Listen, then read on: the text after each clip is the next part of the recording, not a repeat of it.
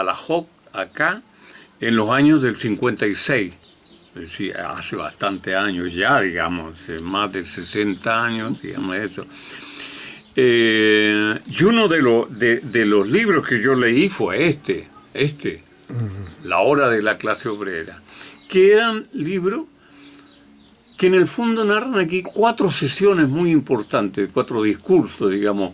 Es una especie de manual del padre Cardán, que tiene, qué sé yo. Y La hora de la clase obrera, es un documento después que se va trabajando a nivel nacional, acá en la JOC, digamos, en los grupos, qué sé yo, se va tratando de hacer chileno, digamos, esta visión, porque esta visión es europea, digamos, entonces se trataba, digamos, de asumirlo con una mentalidad chilena, esto de el trabajo a la JOC. Y cómo influye, digamos, en estos obispos ante el Vaticano II, y no solo en los obispos, sino que en muchos sacerdotes, en la preparación a ello, es justamente en el aspecto, digamos, de la Iglesia en el mundo. ¿Ya? La Iglesia en el mundo, va a decir, el compromiso temporal de los cristianos, y que sí era importante rezar, pero no bastaba con rezar. Sí era importante asistir, digamos, a las ceremonias religiosas, qué sé yo, y participar en los seminarios y estar en los retiros y todo, pero eso no era todo. Había algo más que hacer. Y lo más que hacer que había que hacer era poder transmitir ese mensaje que traía Cristo a los jóvenes trabajadores. Ese es el mensaje, jóvenes trabajadores, donde decía que ni todo el oro del mundo, decía Cardán, digamos, vale más que el alma de un trabajador, de un joven trabajador. Esa era una frase de él, digamos, que él asumía eso. Y él ayuda con 2 elementos de manuales, como decía. Primero, de la clase obrera, que es un libro, digamos,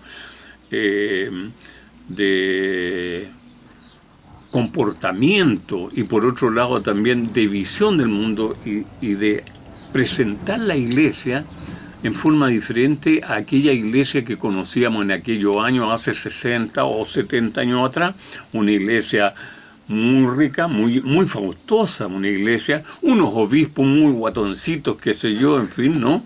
Y todos muy alejados de la vida, muy alejados de lo que pasaba en el mundo popular especialmente.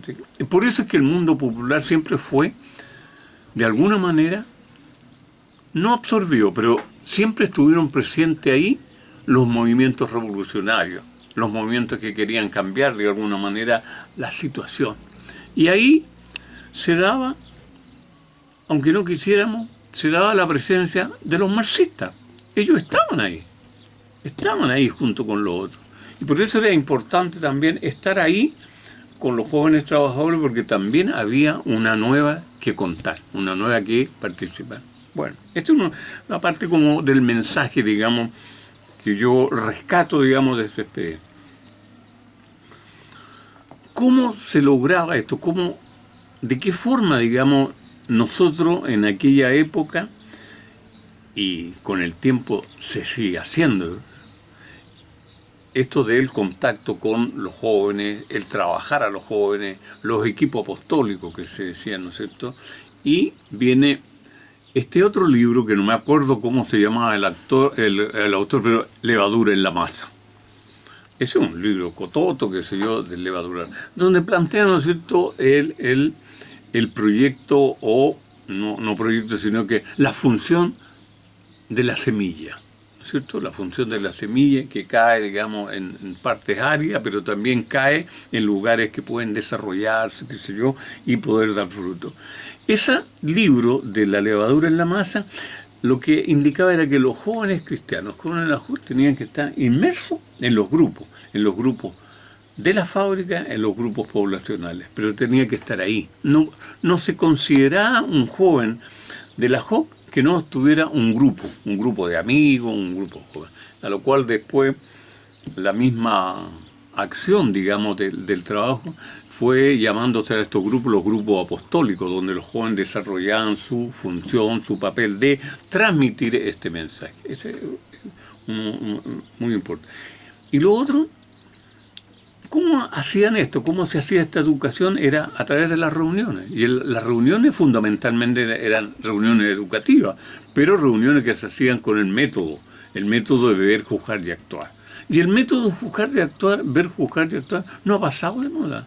Hoy día el método del ver, juzgar y actuar es un método que se usa también, digamos, en el análisis marxista de la realidad también. Y es el que se hace también en análisis políticos también. ¿Te fijas? Es un método, digamos, que se entabró, digamos, con esta fuerza de Cardán y de otros hombres, otros sacerdotes que escribieron y reflexionaron sobre el método y que ayudó, digamos, a que había que tener claridad, saber mirar la realidad, saberla juzgar, digamos, a través de las enseñanzas del Evangelio, ¿no? Y tener presente una acción, algo. ¿Sí? Porque la acción de la JOC era no solo para contemplar la vida, sino que era para transformar la vida. Sí, ese era el punto. Bueno, eso